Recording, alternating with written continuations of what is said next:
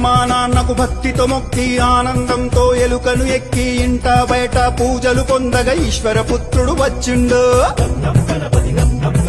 ఉండ్రాళ్ళు సిద్ధం చేద్దాం, ఊరందరినీ ఆహ్వానిద్దాం, ఋషులు మునులు సంతసించగా ఎదలో గణపతి పూజలు చేద్దాం.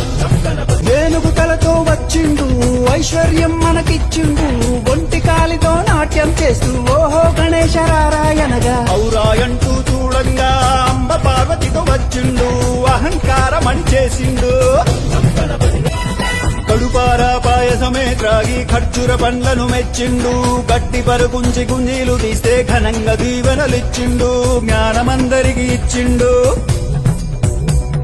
చవితి నుండి 9 రాత్రులు చక్రం ఎత్తి అర్చన చేద్దాం, జన్మ జన్మల పుణ్యఫలంతో ఝంకారంతో గానం చేద్దాం. చక్కరిగాళ్లను మట్టు పెట్టి ఠంఠమ్మని గంటలు మోగిద్దాం, తప్పుల తప్పుడు ఆగకుండా ఠంఠమ్మని బాజా ప్రోగిద్దాం, రణమున గెలుపును సాధిద్దాం. తమ్ములు చెల్లెలు సంబరమ్ముతో థకిట థకిటమని నాట్యం చేస్తే దండాల దండలు వేద్దాం, ధర్మాన్నే కాపాడుకుందాం.